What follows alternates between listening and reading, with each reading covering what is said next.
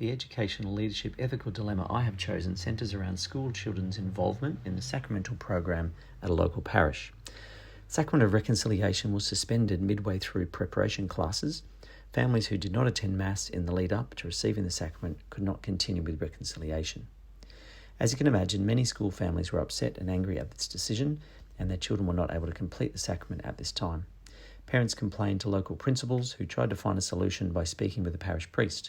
He was not prepared to change his decision. These families were forced to go to neighbouring parishes rather than complete the sacrament in their local Catholic community.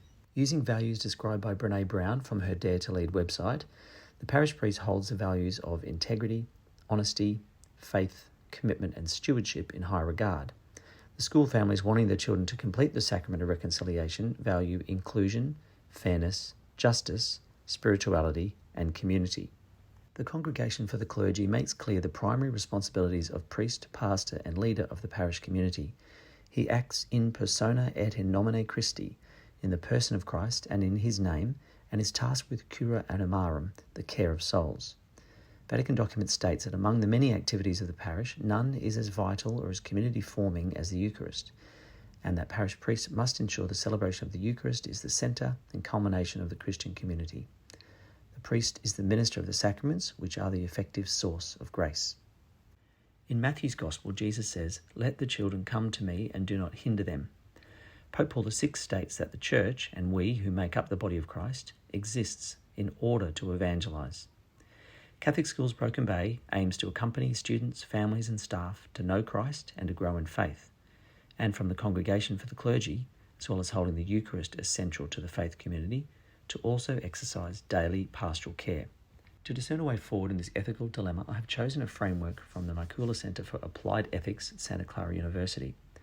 According to the Markula Centre, ethics refers to standards and practices that tell us how human beings ought to act in the many situations in which they find themselves. Ethics is also concerned with our character. It requires knowledge, skills and habits. The framework outlines the following steps: identify the issues, get the facts, evaluate the actions, choose an option and test it, and implement your decision and reflect on the outcome.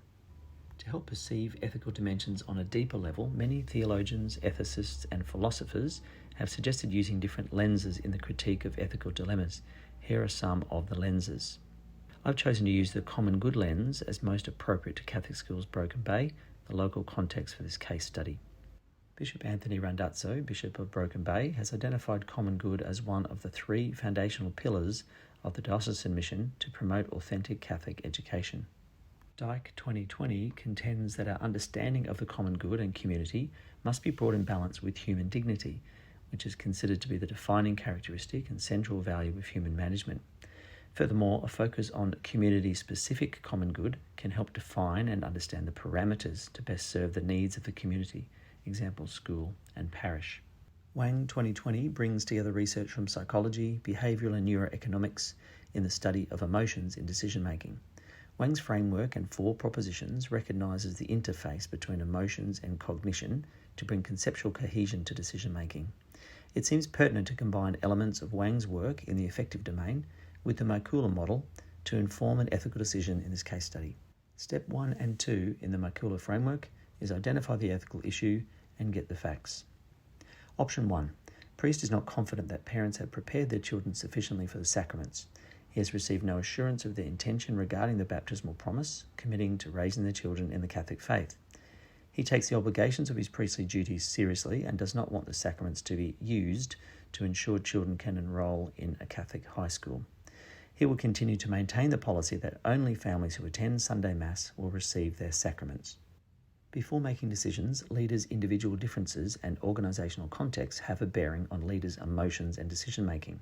For example, the priest is from the older generation, and the priest's specific role in the church impacts his decision. If option 1 is chosen, there is a potential reputational risk to the church, perceived rejection of families, a likelihood of anger, dismay, frustration in the community. There's a potential risk to Catholic schools, where families may leave the school, and this may affect Catholic high school enrolments. And there's potential missed opportunity to evangelise and welcome families into a deeper engagement in the faith community. Option 2. After discussion and dialogue with parish priest, all families are welcome to participate in the sacramental program in the local community. They are invited to engage in the process genuinely and are accompanied by group leaders, staff, and other experienced parents. Parents are invited to receive faith education and formation to equip them on their spiritual journey. Parents are invited to engage in the school and parish community by attending Sunday Mass regularly. Leaders' individual differences and organisational contexts impact their decision. In this instance, the school leaders from the younger generation and the principal's role in the Catholic school. If option 2 is chosen, there's a potential risk that the same pattern of behaviour will continue. Despite invitation, parents do not engage with the school parish faith community.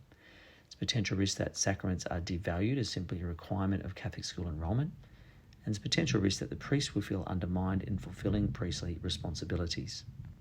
In step 3 of the framework, evaluate alternative actions, it is important to consider the common good lens, which option best serves the community. One of the options outlined presents the strongest case to benefit the community as a whole.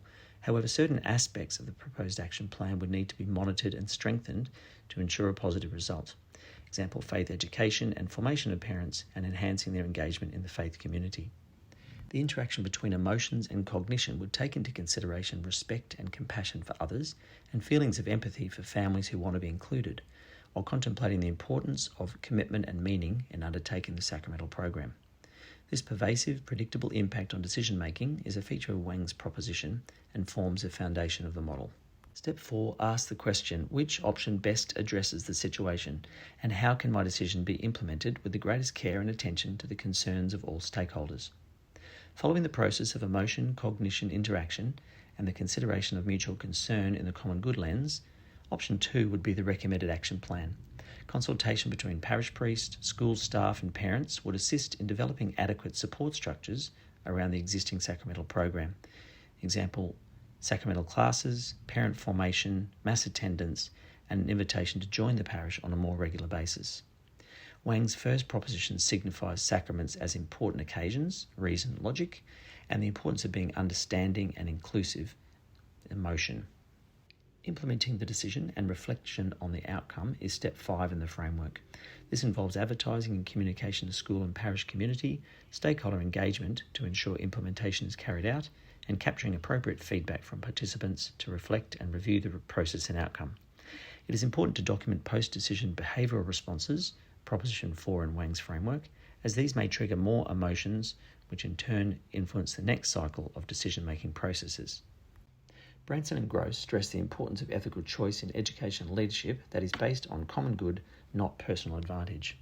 The Makula framework for ethical decisions reflected this purpose with reference to the common good lens, and when aligned with Wang's organising framework of leaders' emotions, provided the necessary means to navigate the ethical dilemma in today's case study. School families are welcome to participate in the sacraments, reflecting the values of inclusion, fairness and community, and with adequate supports to encourage a greater faith commitment and engagement in the Catholic community, will demonstrate values of faith, integrity and commitment.